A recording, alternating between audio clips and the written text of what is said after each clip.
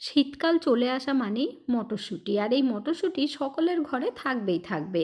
মটরশুঁটির কচুরি, মটরশুঁটি দিয়ে আলুর দম, মটরশুঁটির পোলাও আমরা সকলেই খেয়েছি।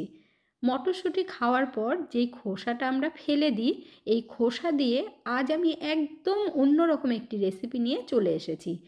আজকের রেসিপিটা দেখার পর মটরশুঁটির খোসা আর আপনারা কেউ ফেলতেই চাইবেন না, সযত্নে রেখে দেবেন এবং 6 মাস পর্যন্ত স্টোর করে রাখতে পারবেন।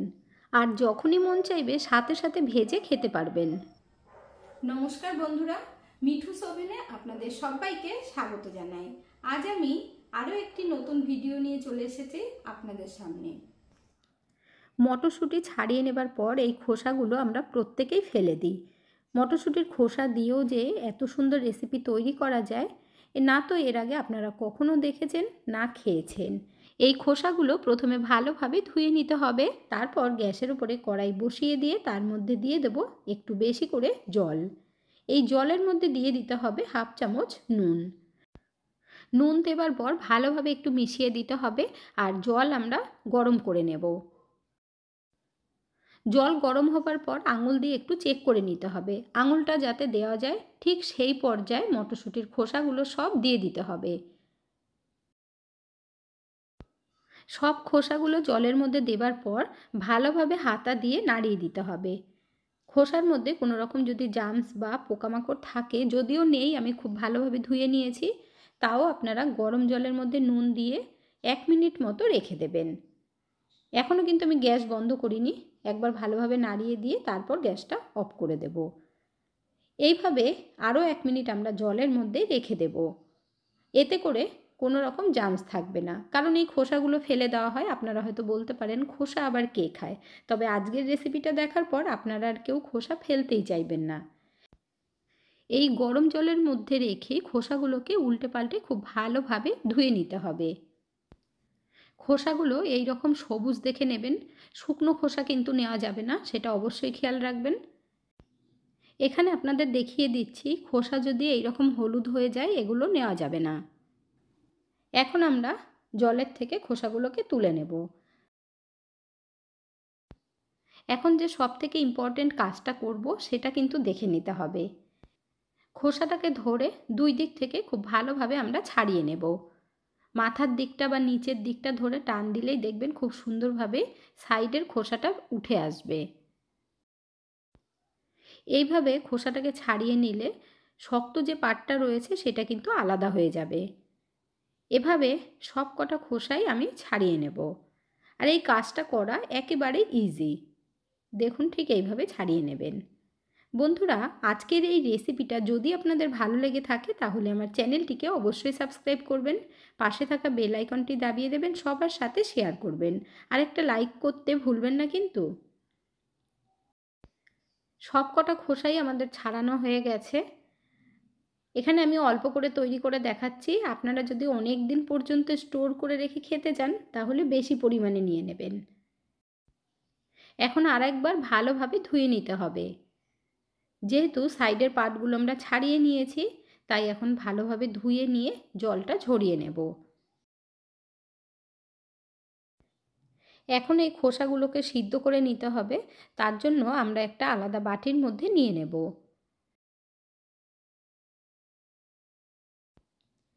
তারপর এর মধ্যে দিয়ে দেব 2 গ্লাস মতো জল। যতটা খোসা নেবেন সেই আন্দাজে জলটা দেবেন। এর সাথেই অল্প করে একটু নুন দিয়ে দিতে হবে। নুনটা দিয়ে ভালোভাবে আমরা একটু মিশিয়ে নেব, তারপর গ্যাসের ওপর বসিয়ে দিতে হবে। গ্যাসের ওপর বসিয়ে দিয়ে ভালোভাবে একবার নাড়িয়ে দেব, আর ফুট ওঠা পর্যন্ত আমাদেরকে ওয়েট করতে হবে। এখানে দেখুন খুব ভালোভাবে ফুট উঠে গেছে। খোসাগুলো যাতে নরম হয় সেই পর্যন্তই আমাদেরকে সিদ্ধ করতে হবে। এখন আপনাদেরকে দেখিয়ে দেব যে কতটা সিদ্ধ করতে হবে। এখানে দেখুন, যেহেতু গরম তাই হাত দিতে অসুবিধে হচ্ছে, খোসাগুলো সিদ্ধ হয়ে গেছে। এখন গ্যাসের ফ্লেম বন্ধ করে দিয়ে তারপর আমরা নাবিয়ে জলটা ছেঁকে নেব। তার জন্য একটা ছাঁকনির মধ্যে ঢেলে দিলাম। আর এই খোসাগুলোকে ভালোভাবে ঠান্ডা করে নিতে হবে। ফেলে দেওয়া জিনিস দিয়েও যে এত সুন্দর রেসিপি তৈরি করা যায় বন্ধুরা, দেখার পর আপনারা প্রত্যেকেই অবাক হয়ে যাবেন। খুব ভালোভাবে ঠান্ডা করে নিয়ে তারপর আমরা বড় মিক্সির জারের মধ্যে নিয়ে নেব একবারেই। ছোট জারের মধ্যে নিলে অসুবিধা হবে, 2-3 বারে করতে হবে, তাই একবারে বড় জারের মধ্যেই দিয়ে দেবেন। তার মধ্যে অল্প করে একটু জল দিতে হবে, হাফ কাপের থেকেও কম। এরপর ভালোভাবে আমরা পেস্ট করে নেব। এখানে দেখুন বন্ধুরা, পেস্ট করা হয়ে গেছে, আপনাদেরকে দেখিয়ে দিচ্ছি। ঠিক এইভাবেই পেস্ট করে নেবেন। তারপর ছেঁকে নেব। ছেঁকে নিলে এর মধ্যে যে ছিবড়াটা থাকবে সেটা কিন্তু আলাদা হয়ে যাবে। এখন ভালোভাবে চামচ দিয়ে নাড়িয়ে নাড়িয়ে ছেঁকে নিতে হবে, আর দেখুন ছিবড়াটাও আলাদা হয়ে যাবে। এখানে আপনাদের দেখিয়ে দিচ্ছি, দেখুন ছিবড়াগুলো আলাদা হয়ে গেছে। খুব কম বেরিয়েছে সিদ্ধ করে নেওয়ার কারণে। এখন একবার চামচ দিয়ে নাড়িয়ে আপনাদেরকে দেখিয়ে দিচ্ছি। দেখুন কত সুন্দর হয়েছে, আর কালারটা কিন্তু একদম সবুজ রয়েছে। খোসা দিয়ে যে তৈরি করা হবে কেউ বুঝতেই পারবে না। এর মধ্যে এখন আটা দিতে হবে। এখানে আমি হাফ কাপ আটা নিয়েছি, অল্প অল্প করে দিয়ে মিশিয়ে নিতে হবে ভালোভাবে। বন্ধুরা, আজ কিন্তু আমরা চিপস তৈরি করব। ফেলে দেওয়া জিনিস দিয়েও যে এত সুন্দর চিপস তৈরি করা যায়, আপনারা দেখা মাত্রই অবাক হয়ে যাবেন। অল্প অল্প করে দিতে হবে, কারণ এই ঘোলটা কিন্তু খুব বেশি মোটা করা যাবে না, মানে গাঢ় করা যাবে না, তাই অল্প অল্প আটা দিয়ে গুলতে হবে। আটার বদলে আপনারা চাইলে ময়দা দিতে পারেন বা চালের গুঁড়ো দিতে পারেন, যেটা দিয়ে আপনাদের খেতে ইচ্ছে করবে সেটাই দিতে পারবেন। তবে হেলদিভাবে যেহেতু একটু তৈরি করছি, তার জন্য এখানে আমি আটা দিলাম। এখন এই লিকুইডটাকে আমরা একটু চামচ দিয়ে তুলে দেখে নেব, তবে অনেকটাই পাতলা আছে, এর মধ্যে আরেকটু আটা দিতে হবে, তাই আর অল্প করে দিয়ে দিচ্ছি। 1 চামচ মতো বেঁচে গেছে। এখন আমরা ভালোভাবে আবারও মিশিয়ে নেব। এই ঘোলটা খুব বেশি পাতলা করা যাবে না বা খুব গাঢ়ও করা যাবে না। এর মধ্যে এখন স্বাদ মতো নুন দিয়ে দেব। আপনারা চাইলে গোটা জিরেও দিতে পারেন। নুনটা দিয়ে খুব ভালো করে মিশিয়ে নেব, আর খুব বেশি নুন দেবেন না, নুন বেশি হয়ে গেলে খেতে একেবারেই ভালো লাগবে না।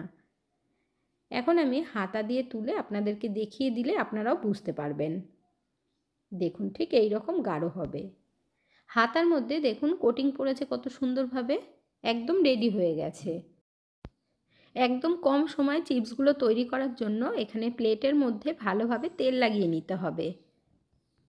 ঘন্টার পর ঘন্টা রোদে দিয়ে শুকানোর দরকার পড়বে না। এরপর 1 হাতা করে ঘোল এর মধ্যে দিয়ে দেব। তারপর এইভাবে ভালোভাবে একটু ছড়িয়ে দিতে হবে, আর খুব বেশি দিয়ে মোটা করবেন না, পাতলা করেই তৈরি করতে হবে, যতটা পাতলা করা যায়। প্লেটের মধ্যে খুব ভালোভাবে ছড়িয়ে নিয়েছি। এরপর আমরা গ্যাসের কাছে চলে যাব। গ্যাসের উপরে একটা গামলার মধ্যে জল দিয়ে ফুটতে দিয়েছিলাম। এরপর প্লেটটাকে ওপরে বসিয়ে দিতে হবে। তারপর ঢাকা দিয়ে 20 সেকেন্ড মতো রাখলেই দেখবেন ওপর থেকে ড্রাই হয়ে যাবে। এখানে আমি ভিডিওটা কিন্তু স্কিপ করিনি, আপনাদেরকে দেখানোর জন্য, যাতে আপনারা বুঝতে সুবিধে হয়। 20 থেকে 25 সেকেন্ডের মধ্যেই দেখুন একদম ড্রাই হয়ে গেছে। বা ঢাকনাটা তুলে নিলাম, আর নামিয়ে নিতে হবে প্লেটটাকে, আর এইটা কিন্তু একটু ঠান্ডা করে নেব। তারপর তুলে আপনাদেরকে দেখিয়ে দিচ্ছি। সাইড থেকে এভাবে চাকু দিয়ে আস্তে আস্তে ছাড়িয়ে দেবেন। এখন যেহেতু এটা নরম আছে, তাই কাজটা সাবধানে করতে হবে। আপনারা চাইলে এইভাবে পাঁপড় তৈরি করে নিতে পারেন। এরপর আস্তে করে হাত দিয়ে টেনে টেনে তুলে নেব।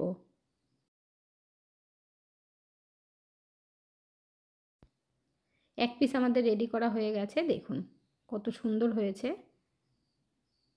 একটু যদি সাইড থেকে ফেটেও যায় কোনো রকম অসুবিধে হবে না।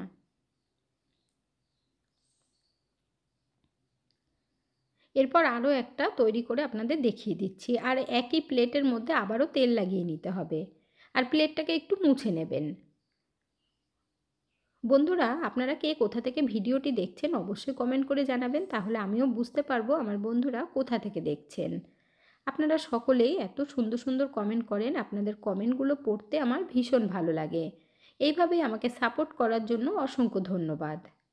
আবারও দেখুন গামলার মধ্যে বসিয়ে দিলাম প্লেটটাকে, আর উপর থেকে আবারও ঢেকে দিতে হবে।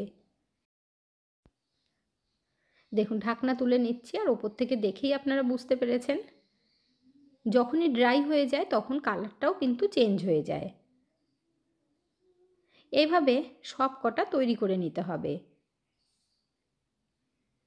দুটো প্লেটের মধ্যে করবেন, তাহলে কাজটা কিন্তু ভীষণ সুবিধে হবে।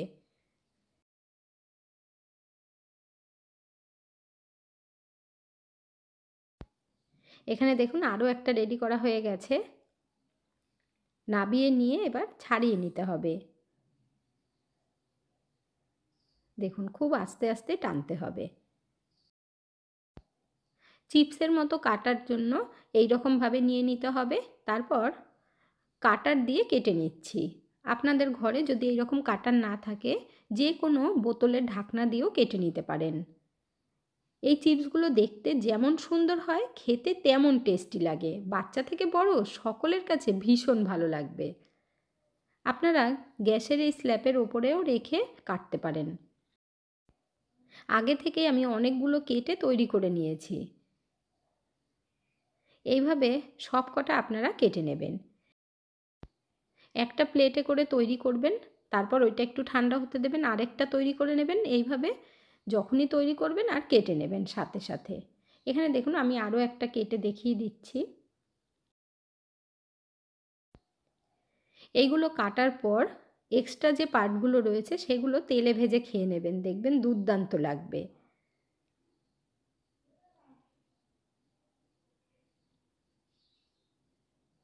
দেখতেও দেখুন কি সুন্দর লাগছে। কারোর বোঝার ক্ষমতা নেই যে মটরশুঁটির খোসা দিয়ে তৈরি করা হয়েছে। এইভাবে তৈরি করে নেবার পর আপনারা ফ্যানের নিচে রেখে শুকিয়ে নিতে পারবেন। আর যদি রোদে দেন, 30 মিনিটের বেশি রোদে দেবেন না, তাতেও খুব ভালোভাবে শুকিয়ে যাবে। এখানে আমি 2 প্লেট ভর্তি করে তৈরি করে নিয়েছি। সেটা আপনাদেরকে দেখিয়ে দিচ্ছি, তাহলে আপনারাও বুঝতে পারবেন। দেখুন কত সুন্দর লাগছে না দেখতে চিপসগুলো। এখন এই প্লেটগুলোকে 30 মিনিট মতো রোদে রেখে দেব। শুকিয়ে যাবার পর আপনাদেরকে দেখিয়ে দিচ্ছি। দেখুন বন্ধুরা, কালারটাও দেখতে পাচ্ছেন কতটা সুন্দর হয়েছে। ফ্যানের নিচে যদি রাখেন সারা রাত রেখে দেবেন, কিংবা 4-5 ঘন্টা রাখবেন, শুকিয়ে যাবে। এখন এগুলো ভেজে নেব, আর 4-5 ঘন্টা ফ্যানের নিচে রাখার পর 10 মিনিট রোদে রাখবেন। অল্প তেলের মধ্যে ভাজা হয়ে যাবে। তেলে দেওয়ার সাথে সাথেই দেখতেই পাচ্ছেন কত সুন্দরভাবে ভাজা হয়ে গেল। তাহলে আপনারাও মটরশুঁটির খোসা ফেলে না দিয়ে এই রকমভাবে চিপস তৈরি করে রাখুন, আর সারা বছর খেতে পারবেন। এখন আমি অল্প করে ভেজে নিচ্ছি, বাকিগুলো পরে ভাজবো। ভাজার পরে যে কতটা মচমচে হয়েছে সেটাও আপনাদেরকে শুনিয়ে দিচ্ছি। আওয়াজটা শুনে বুঝেই গেছেন বন্ধুরা কত সুন্দর হয়েছে। একদম মচমচে, মুখরোচক, দুর্দান্ত লাগে খেতে।